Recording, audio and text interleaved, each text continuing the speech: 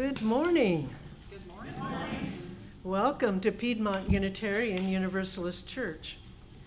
Piedmont UU sits on the traditional land of the Catawba, Kiowa, and Sugary peoples. We honor them. My name is Elaine Deck, and I will be the service assistant this morning for our minister, the Reverend Dr. Amy Rio. We are a flourishing, vibrant, and radically welcoming congregation which promotes diversity, inclusion, and social justice. We provide a safe haven for creative intellectual growth, spiritual development, and a deep sense of community for all who join us. We hope our liberal religious values will challenge you to join us as a community that lives boldly and acts justly. To all of our visitors and our members, we're very glad you're here, whether in person or visiting with us online, because your presence is a gift to us. Some announcements for this Sunday. Reverend Amy is offering a class this coming Saturday morning about a spiritual journey for people who are interested in membership. Please contact her if you'd like to know more about it and if you'd like to attend. We currently have listening circles taking place to get feedback from every member about use of land sale proceeds. We're very interested in your ideas. Matter of fact, we have a listening circle this morning here. Can I add one? Oh, yes. Okay. Some late breaking news. We do have one, which I know some of you have signed up for after our service today, that's here in person. And Robin has very generously brought a little bit of food to share too. If you are thinking, I want to stay, but I might get hungry, she has some sandwiches and salad. And also, if you have not signed up, our last listening circle is Tuesday virtually. If you are here and have not signed up for today, please feel free to stay for that as well. We really want to get everyone's input. Thank you. I couldn't have put it better. For other important information, please see your order of service. And of course, if you're on our email list, please check your weekly announcements and monthly newsletter. Whatever brought you to this place at this hour, we welcome you. May you find something that you need, and may you leave richer in spirit than when you arrived.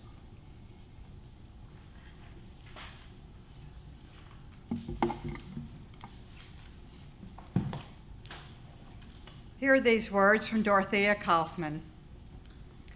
From the bottom of my very existence, I am pervaded with light energy, shining colors to my eye, warmth to my skin, inspiration to my soul. In this unity of creative sparks and sparkling creation, life unfolds. Let's open our senses to the light within and around us and send it out with shining examples into the world. I invite you now to please join me in singing the words to lighting our chalice, the symbol of our faith. Amen.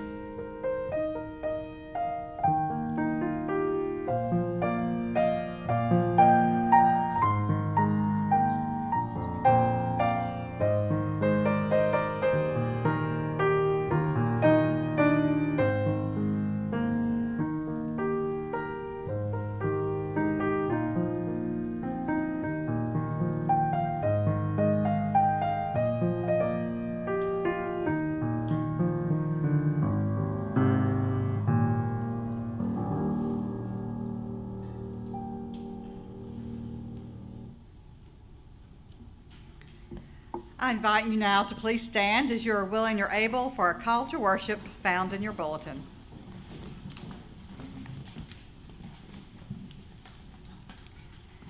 It is a winding path which has brought us to this place and to this time. The twists and turns had beauty and joy, but also had pain and grief. We have circled around on life's journey with glimpses of wholeness and serenity. We have circled around on life's journey, at times feeling so far away, and sometimes fearful about where the path leads. For today, the path reveals a community of love and peace, of welcome and acceptance. For today we are home, knowing we can always return, no matter where our footsteps go. Our opening hymn is found in our Till hymnals, number 1017, We Are Building a New Way.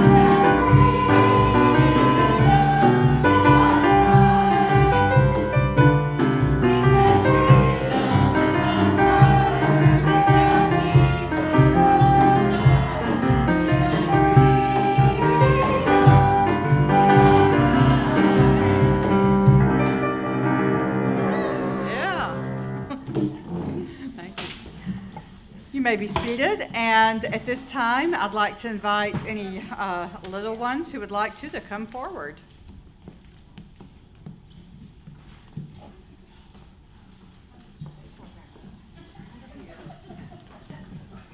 I think we've got a couple more.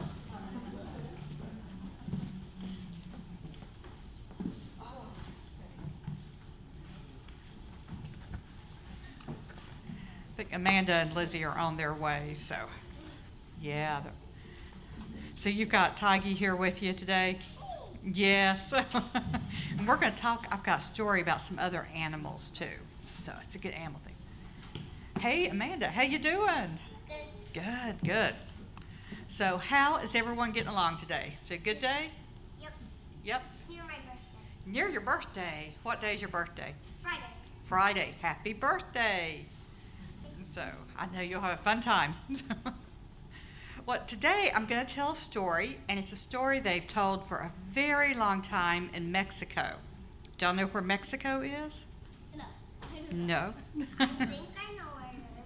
Where do you think it is? Like across from us. Diagonal. That is very smart, yes. It's just kind of south of us, but not directly, just kind of over a little bit. It's another country. So, and they have this wonderful story that's about Rabbit. All right, so I'm going to share the story about Rabbit. Rabbit was known to be a very fast runner, even though he once lost a big race to a turtle. Have y'all heard that story about how he lost this race to a turtle? Yep. Was Yeah. he so fast? Well, the turtle just outsmarted him. So. Yes. Yeah, because Rabbit or Bunny was just being kind of cocky and thought he could do it. Yeah. So that was a really long time ago. And now Rabbit likes to brag about how fast he is. And so Frog got tired of hearing him just brag all the time and challenged him to a new race. So Rabbit said, "Yes, let's race this afternoon." And Frog said, "I'm someone who swims through the water. I don't really run across the ground very much, so I need 3 days to practice." Now, have any of y'all played leapfrog? Yep. Yep. No. Nope. Some others of us may have done it a long time ago, right? But frogs tend to leap one place to the other, don't they, instead of just running on the ground. Like this? That is exactly right, yes. Kind of like bunnies. Yes, you're right, like bunnies. So, But the big beak are like. yeah, you're doing a great imitation, I'll tell you. So Rabbit was so confident that he was going to win, he let Frog choose the race course. And Frog decided he wanted to race through all the swamp grass at the bottom of the hill all the way down to the river. And so during the next 3 days while he was supposed to be practicing, Frog called all the frogs who were about his same size. And there were about 400 of them. That's a lot of frogs, isn't it? Yeah. But they can make noise. And so he had them all line up in that tall grass where they were going to race. And they were about 1 leap apart. And then Frog told Rabbit, he said, "I'm ready to begin the race." And Rabbit says, "Good. Now I'm going to prove I'm the fastest creature alive." So they lined up, Frog and Rabbit, and then the race began. And Rabbit went off as fast as he could. Now he ran for a long time, and then he looked back to see how far ahead of Frog he was. But out of the corner of his eye, he saw Frog jump out of the grass right beside him. And then he saw Frog jump again. In fact, Frog was a little bit ahead of him. Now, Rabbit didn't understand what was happening, and he thought it was the same frog. He didn't know there were 400 frogs all lined up in a row, did he? So Rabbit just kept trying to go faster and faster, but it was to no use. When the river was in sight, the end of the course, Frog jumped in right before the Rabbit made it. And then Frog said, "You're too slow, my friend." Rabbit was going so fast he couldn't even stop. He went flying head over heels and splashed right in the river. He was so tired, he was barely able to pull himself out of the water. And then he just collapsed on the bank, just totally exhausted, which is kind of how I feel after I've been on a treadmill. So, I understand. Yeah, going fast, hard to keep up. So it was a long time before anyone ever heard Rabbit brag about being the fastest again. So what do y'all think about that story? I think Rabbit should not brag. Yeah, it's not a good idea to brag or boast, is it? Yeah. The frog's smart because he got all of his friends. Yeah, the frog was really smart, had lots of friends, and his friends helped him to go a long journey. Isn't that great? Do you think our friends can help us go a long journey, especially if it's one we're not sure we can do or kind of tired? Friend Britain, she has the same shirt as me, and sometimes we dress up as the same, and we look alike. And when we take off our name tags, we look like twins. Oh, you like to be twins. That sounds like fun. And sometimes my other friend Luke calls me Britain, and then Miss Sosa, my teacher, calls Britain Amanda. It's so great to have friends like that, isn't it? So I think the last thing we can that this story can help us learn is that there's lots of different ways to run a race, right? We don't have to do it like everyone else does, and we might look at someone and say, well, they're the best at that. But we can do it in a really different way, a way that works for us, and be really great that way. Yes. Rabbit's fun shouldn't eat though. Well, yeah, that's true. We don't want to cheat when we're doing things. I will absolutely say that. And I don't know if that was, I don't know. I don't know what all the rules of the race were, so I'm not going to offer a judgment on that. But that's a good thing to remember, too. Well, thank y'all very much for coming up and talking with me. I'll see you later.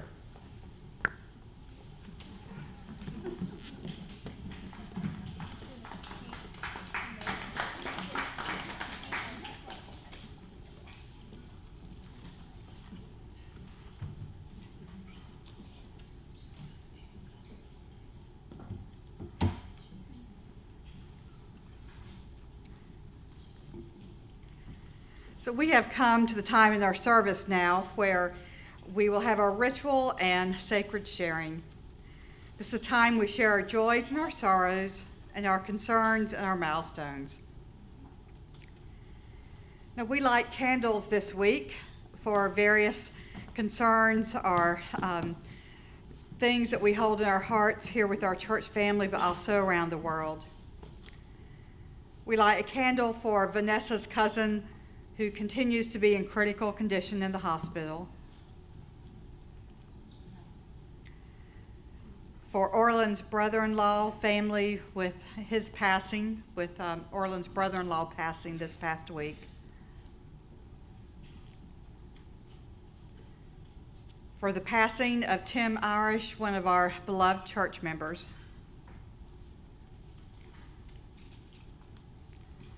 For our church in the midst of our listening circle process.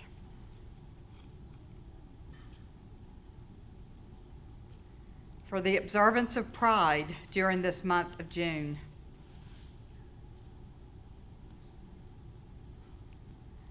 The struggle for civil rights in Iran.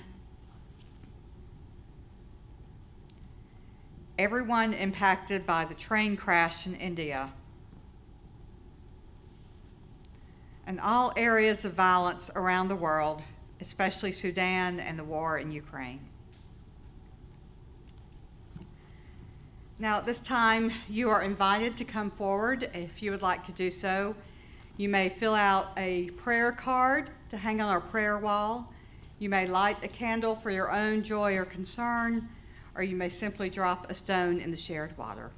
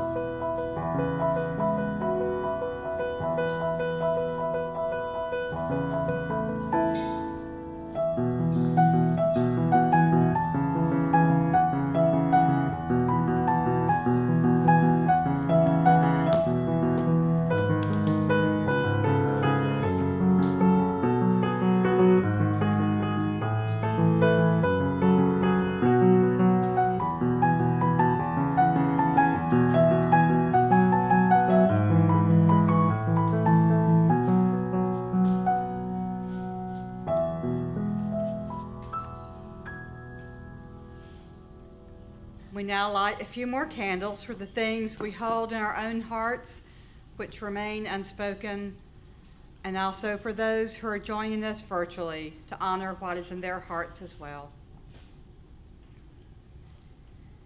I invite you now into a time of quiet rest, meditation, or prayer. We will follow the sound of the singing bowl into the silence. Then after a period of silence, we will have our musical meditation.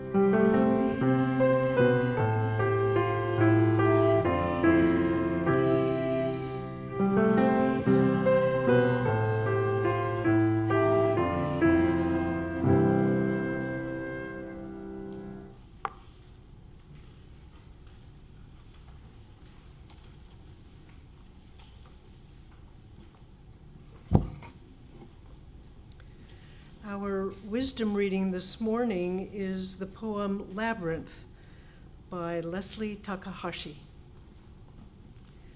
Walk the maze in your heart.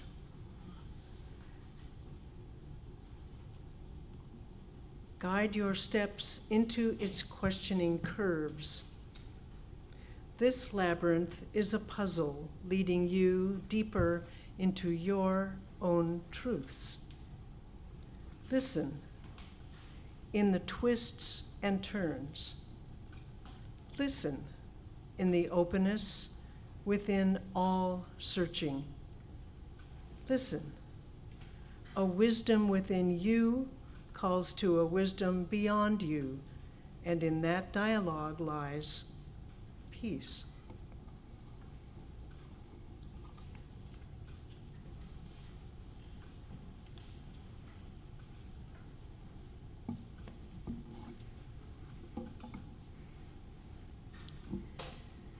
As we are exploring the theme of pilgrimage during this month of June, we are using the image of the labyrinth today as our central symbol. Now, the first thing I want to do is to define a labyrinth. And I know there's some of us of a certain age, we hear the word labyrinth, we think of David Bowie and a really interesting movie, right? So it's not really that, okay? And a common misconception is that a labyrinth is a maze. I know our wisdom reading used that same language. A maze is some kind of journey that is confusing, where one can easily get lost. Any of y'all ever do corn mazes in the fall? Or hay bale mazes? I used to love those as a kid. Getting lost in a cornfield seemed like my idea of a lot of fun back then. And many of us also probably remember that ancient Greek myth about Theseus and the Minotaur. The Minotaur, part man, part bull. Now, King Aegeus of Crete, this big island right below the mainland of Greece, enclosed the Minotaur in a maze deep below the palace. And he ended up, through his complicated story, demanding that the city of Athens send 7 men a year to enter into the maze as a sacrifice to the Minotaur. And this kept happening. And one year, a man named Theseus was sent, and he and Ariadne, the king's daughter, fell in love. And she knew, what these men had not quite figured out. If you're going in some place that's really confusing, just take a ball of twine, and then, you can follow your way back like breadcrumbs. Right? So she gave this to Theseus. He went in, defeated the Minotaur, emerged victorious. We won't go into the rest of the story because it gets, Greek myths. It goes all over the place, right? Some dark places too. So a labyrinth is really not a maze because it's impossible to get lost. It is a circular path with only one way to the center and then the same way out. Now, a labyrinth can have different designs, and the path does twist and turn. Some labyrinths you enter and you think, okay, I'm almost right there at the very center, at the very heart of it, and then all of a sudden you veer off to the left. Perseverance and patience will lead one to the center of a labyrinth. Now, as to the origins of labyrinths, there's been some really interesting archaeological evidence that shows that they have been around for around 4,000 to 5,000 years. Now, the purpose is unclear, but scholars believe that these labyrinths, these circular objects, which are formed out of stones or perhaps carved into the earth, probably had some kind of spiritual connection. These kinds of shapes have been found in South Asia, Africa, South America, and Europe. Now, one of the best known pretty old labyrinths that we have is under the cathedral in Chartres, France. Have any of y'all been there? Yeah, I thought we had a couple people who had. Yes, so it's on my list. One day I'll go. So it is believed that this location was a sacred site before Christianity moved into the area. It was a sacred site for people who saw divinity in nature in a sacred location. So this labyrinth existed in this area. And then once Christianity became the dominant religion, this great cathedral was built in the 1200s. But this ancient archetype, the labyrinth, was marked on the floor of the cathedral there. Now, I've had a number of friends who've gone there, and if you go on Fridays, all the wooden chairs there on the floor of the cathedral will be moved over, and you can actually walk the labyrinth. In fact, one of my good friends who lives in Salisbury did that just a couple months ago. Episcopal priest Lauren Artress brought this Chartres model to this country in the 1990s, and that she created a replica of it at Grace Cathedral in San Francisco. So this is believed to be the beginning of kind of the labyrinth movement here in this country. She founded a nonprofit to explain about what labyrinths were, how to use them, how to build them. And we know there are now over 6,000 labyrinths in the United States. There's many different models and types, and even a simple spiral itself can serve as a labyrinth. Now, a number of churches, healthcare centers, hospices have built labyrinths on their grounds. Walking one is recognized as beneficial for overall wellness, beneficial for physical wellness, mental, emotional, and spiritual. So what is the draw for these circular walking paths? How does it connect with our own pilgrimage, our own life journeys? Now, Carl Jung wrote a great deal about archetypes. An archetype being an image or figure that recurs in the course of history in the collective unconscious. Across cultures, across time periods, across genders, across societies, these images seem to continue to emerge, just like a labyrinth. A labyrinth is an archetype of the healing journey. Now, when someone is on a healing journey, on the lifelong journey, when someone is walking a labyrinth, sometimes the steps are deliberate, sometimes they falter. Sometimes people dance a labyrinth with joy, but sometimes they might stumble or even fall. The path weaves in and out, near and far, to the heart, to the center. And then the path starts all over again. Now, our life journeys, our pilgrimage that we undertake throughout the years that we are here on this earth, we know that's not linear. It's more like a dance. Lots of movement, and even when steps appear the same, there's always something different, because we are always different. From one moment to the next, we are not the same person we've been before. So even if we think we're walking the same steps, we're a different person. And the dance of the labyrinth is always different for us.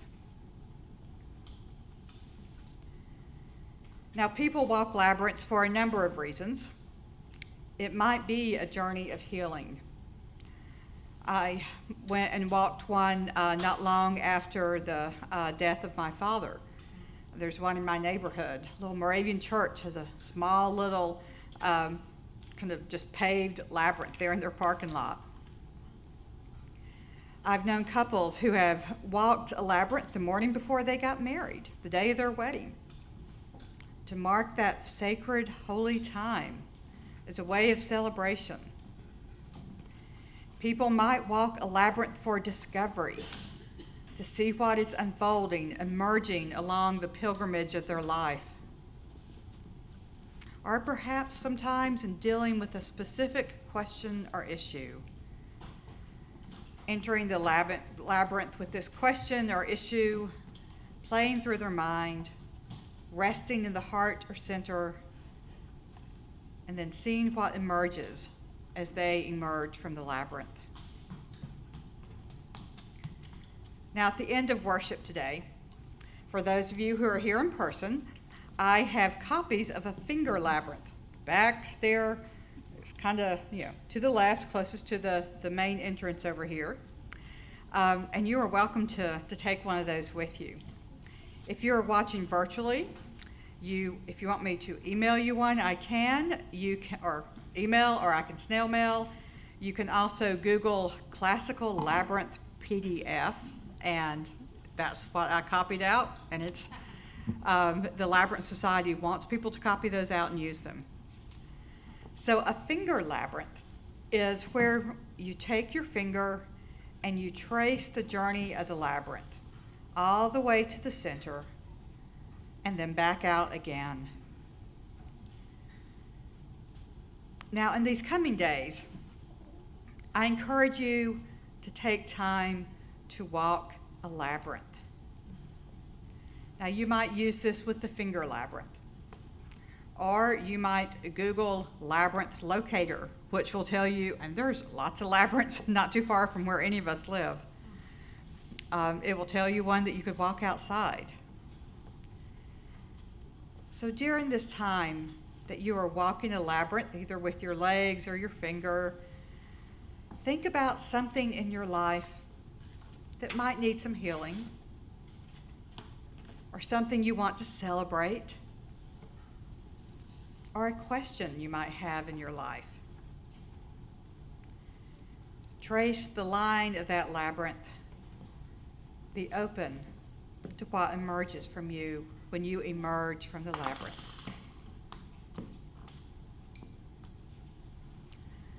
Today, let's give thanks for this connection we have with people around the globe and around cultures and across time who have undertaken this sacred journey that we take ourselves. Let's give thanks for our own journey, for all the twists and turns, and for the healing center which awaits us all. May it be so.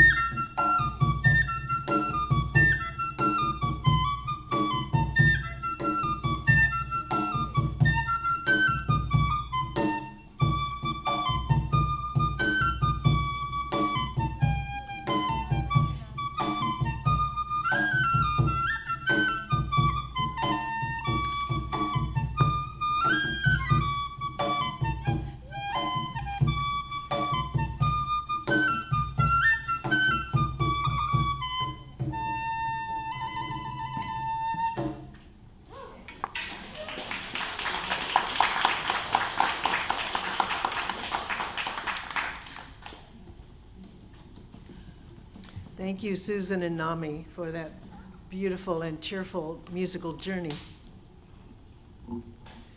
And now let there be an offering to sustain and strengthen this place, which is sacred to so many of us, a community of memory and hope, for we are now the keepers of the dream. This month we're sharing our offering plate with PFLAG of Salisbury, Rowan. Founded in 1973, after the simple act of a mother publicly supporting her gay son, PFLAG is the nation's largest family and ally organization. PFLAG is the first and largest organization for lesbian, gay, bisexual, transgender, and queer plus people, their parents and their families and their allies. The Salisbury Rowan PFLAG chapter provides local programming and events in the Rowan County and has awarded over $103,000 in scholarships since 2008 and hosts monthly support groups and meetings. We ask that you place your gift in the basket as they make their way around the room, or you may certainly wait and drop it into one of the baskets as you exit our space. Of course, you're always welcome to give online at puuc.org or by texting to the number PUUC at 73256. Today's offering will now gratefully be received.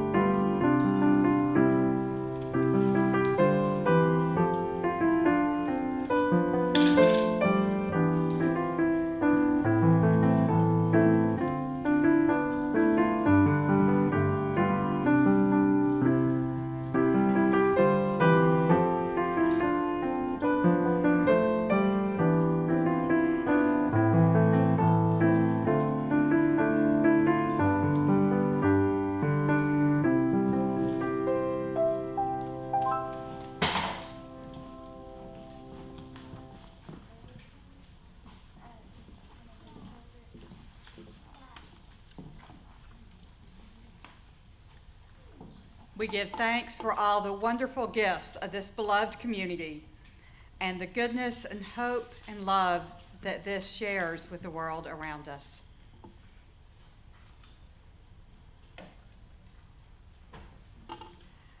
Let us now stand as you are willing or able for our closing hymn found in our gray hymnal, number 114, Forward Through the Ages.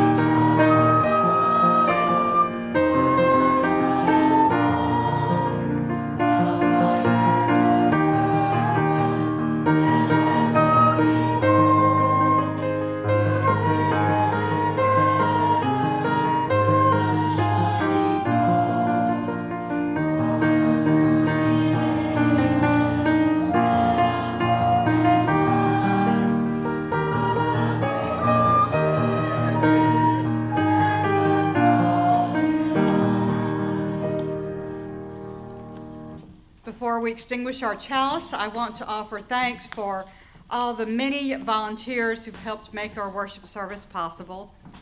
We also ask that before you leave today that you will take your hymnals and place them in the cart over here near the piano. And also, just one more reminder, if you've signed up for a listening circle, please stay for that. If you have not signed up and not attended one yet, you are also welcome to stay. We definitely want to hear your voice. So as we end each service, let's take a moment to give thanks, either verbally or in our hearts, for the many things for which we're grateful today. Beloved community. Beloved community. I'm grateful for a niece and great niece. For a niece and great niece. Absolutely glad you're here with us today. I'm grateful for Aunt Gail. And for Aunt Gail, yes, we are all grateful for Aunt Gail, so yes. I'm grateful that my parents can be here. Yes. Isabel's grateful her parents can be here. Their long pilgrimage to get over here, so. I'm grateful for having known Bob Corbin, who passed away this week. Okay. Having known Bob Corbin, who passed away this past week. Volunteers. Volunteers. Music. Music. Coffee. Coffee. We'll say Susan and Nami, their musical gifts and willingness to share. So. Memory of Tim Irish. In memory of Tim Irish. Yes. We give thanks for all these things and so much more which we hold in our heart today. Receive now this blessing. May your steps be certain and light as you journey forward. Whatever winding road you take, may it bring you back to the place of welcome and wholeness, of love and justice. May it be so. We now extinguish our chalice, but we carry its light, its warmth, and its meaning with us until we meet again. May we go in peace, believe in peace, create peace wherever we may wander.